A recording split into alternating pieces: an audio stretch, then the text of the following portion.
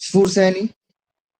तो इस तरह से देखते हैं तो हम क्षत्रिय हैं, तो हम क्षत्रिय वंश से आते हैं, और 4 वर्णों में जो क्षत्रिय वंश है वो दूसरे नंबर पर आता है। तो अपने आप को गौरवान्वित समझे, अपने आप को कम न समझे, अपने आप में हीन भावना समझे, क्योंकि हम क्षत्रिय हैं, हमारा वंश क्षत्रिय है। जैसे ही सैनी नाम है वो भी सैनिक शब्द से निकला हुआ, क्षत्रिय होते हुए इसी तरह से हमारा ये आगे बढ़ा है वंश। और अपने आप को जो स्वर्ण है, स्वर्ण की तरफ अपने कर्मों के अनुसार अपने आप को ऊपर उठाएं, नीचे की तरफ न जाकर के ऊपर उठाने का प्रयत्न करें। उस तरह की अपनी जीवन शैली बनाएं, अपने कर्म करें, अपना जो दैनिक दिनचर्या है उसको इस तरह से व्यवस्थित करें कि हमारे कर्म अच्छे हों।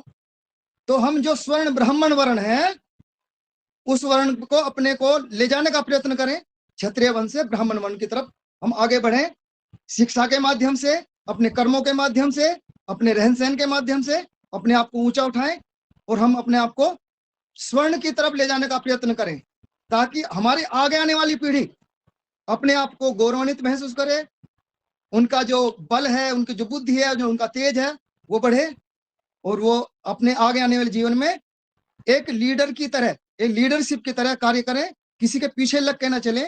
शब्द आया था पीछे लग के चलते, पीछे लग के ना चले। तो अपने आप को कर्मों के अनुसार ब्राह्मण वर्ण में या स्वर्ण वर्ण में लाने का प्रयत्न करें अपने कर्मों के अनुसार, लेकिन हमें उसके लिए मेहनत करनी होगी, पढ़ाई के अनुसार, अपनी कोई भी है अपनी बौद्धिक क्षमता किसी भी स्तर पर, हम किसी भी उसमें जाना चाहते हैं, जो भी हमारा वैज्ञानिक आधार पर, व्यापार के आधार पर या खेती के आधार पर, तो उन्नत तरह से हम कार्य को करें, मन को उसी में लगाकर कार्य को करें, और हम अपने आप को ऊपर उठाने का कार्य करें। अपने आप को कमजोर न समझे, हम क्षत्रिय वर्ण से आते हैं, हम कम नहीं है। अगर वर्ण व्यवस्था में देखो हम दूसरे नंबर पर आते हैं। उसके बाद भी जो हमारे भाई किसान का काम करते हैं, जो वो भी एक व्यापार है, तो वो व्यापारी वर्ग से आते हैं, तो वो भी छोटा काम नहीं है, तो अपने आप को छोटा क्यों मानते हो?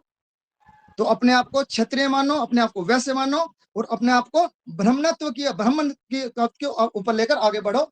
नीचे की तरफ अपने आप को लेकर मत चलो। राजनीति के स्तर पर बहुत से लोग हमें समझाते हैं, अगर हम 15% हमारे ऊपर राज कर रहे हैं, हम फलाने 85% हमें ये है। अरे तुम ऊपर उठो ना, नीचे की तरफ क्यों देखते हो? तुम जो 15% वाले में बनो, अपने आप को मेहनत करो, अपने आप शिक्षा लो, अपने आप का काम व्यवसाय को आगे बढ़ाओ, अपने कर्म अच्छे करो। मैं योग कक्षा चलाता हूँ मोदी नगर में। योग के 2 संगठन है हमारे यहाँ पर, पतंजलि योग समिति और भारतीय योग संस्थान। जितने भी योग के शिक्षक हैं मैं उनमें वरिष्ठ हूँ, सभी में।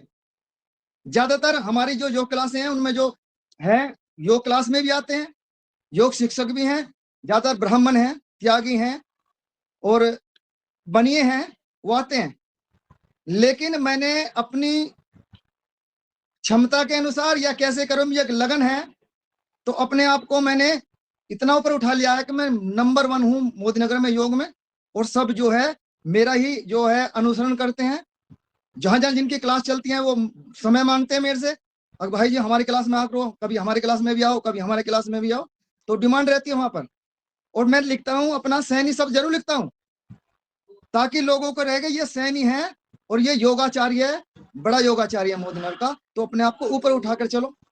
हमारा जहाँ हम व्यवसाय है, हम जहाँ रहते हैं निवाड़ी रोड पर, वहाँ बनिए हैं, ब्राह्मण हैं, त्यागी हैं, जाट हैं, सभी नमस्कार करके चलते हैं, क्योंकि देखते हैं कि इनका जो कर्म क्या है, ये किस तरह का कार्य करते हैं, व्यवसाय का भी कार्य करते हैं और हम इस तरह का भी कार्य करते हैं जो ब्राह्मण, एक तो ब्राह्मण की श्रेणी में ले जाने वाला कार्य है जो हम कर रहे हैं। तो अपने आप को ऊपर उठाने का, अपने मनोबल को ऊपर उठाने का कार्य रखें, अपने आप को नीचा ना समझे। आप क्षत्रिय हैं तो क्षत्रिय की जो एक गौरव है उसको बनाए रखें, अपने बच्चों को भी बताएं। इसी के साथ मैं अपने आप की वाणी को विराम देता हूं। प्रेमचंद जी, आपका बहुत बहुत धन्यवाद कि आपने मेरे जैसे एक छोटे व्यक्ति की भावनाओं को समझा और आपने मेरी इस बात को आगे बढ़ाने का काम किया, और मुझे लगा कि मैंने शायद एक अच्छा विचार रखने का प्रयास किया था।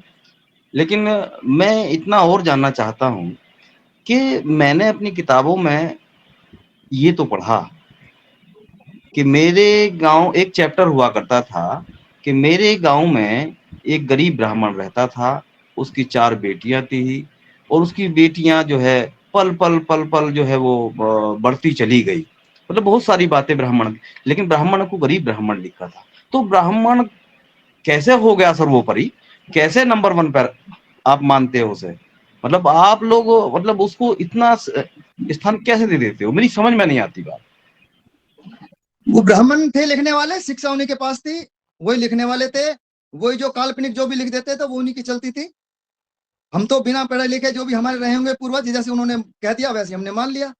जब ब्राह्मण गरीब ब्राह्मण था, जब गरीब ब्राह्मण के पास वो खाने सब को दाने नहीं काल्पनिक थे, है, सब एक भीख कथाएं मा हैं, वो एक भीख स्टोरी माँग है। कर खाने वाला भीख माँग कर खाने वाला समाज, जिसको ब्राह्मण कहा जाता था, आज उसको हम लोग सर्वोपरि मानते हैं। ये उनकी गलती नहीं, ये गलती हमारी है कि हम किसको सर्वोपरि मानते हैं। अब देखिए आप सैनी योगाचार्य हैं, आप कितना सम्मान वहाँ पाते हैं। आपकी जो डायरेक्शन है, इसी डायरेक्शन को हम लोग अपने समाज में देना चाहते हैं कि आप ऐसे कर्म करिए, आप ऐसा बनिए, आप अपने आप को ऐसा प्रेज़ेंट करिए कि जो आपको वो फिर वही राजा अग्रसेन, सूरसेन, राजा महाराजा भागीरथ मानना शुरू कर दें। उस नज़रों से हमें देखना शुरू कर हम वो लोग हमें देखना शुरू कर दें। तो मतलब ऐसी मानसिकता का परिवर्तन हमें स्वयं को लाना पड़ेगा। आपने आपने इतना शानदार तरीके से अपनी बात बताई और उसको जो है लोगों के दिल को छुई कि मतलब कि हम कैसे बड़े बन सकते हैं। सही बात है, आप क्षत्रिय हैं, क्षत्रिय ही रहेंगे क्योंकि जो राजा होते हैं वही क्षत्रिय होते हैं। हम कल भी क्षत्रिय थे, आज भी क्षत्रिय हैं। ओबीसी जाति में आने का मतलब, ओबीसी कैटेगरी में रखे जाने का मतलब सैनी जाति को नीच जाति नहीं होता। तो सभी को ये समझना पड़ेगा। बहुत धन्यवाद, आपने बहुत ही अच्छे तरीके से समझाया अभी, बहुत बढ़िया। जी बहुत बहुत धन्यवाद आप सभी का। जी हिमेंद्र सैनी जी,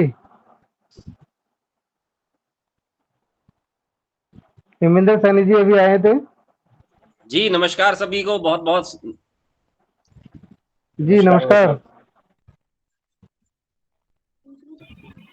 वकील साहब, जैसे कोर्ट में आप लेट हो जाते हो, ऐसे ही आप जो है सैनी समाज की अदालत में लेट हुए हो, तो इसीलिए सबसे लास्ट में आपका नंबर भी आया है बोलने का और आपको ही निचोड़ करना है अब इस समाज की। आप सभी से मेरा अनुरोध है कि मैं अभी बहुत बहुत क्षमा भी चाहता हूं मैं, क्योंकि मैं अभी मेरठ से आकर के केवल बैठा ही हूं और पानी पिया है केवल। और अब मैंने मैसेज खोल के देख ही रहा था तो मुझे मैसेज दिखाई दिया, तो मैंने तुरंत, क्योंकि मैं सोच रहा था कि अभी चल रही होगी मीटिंग, तो तभी मैंने जो ज्वाइन किया।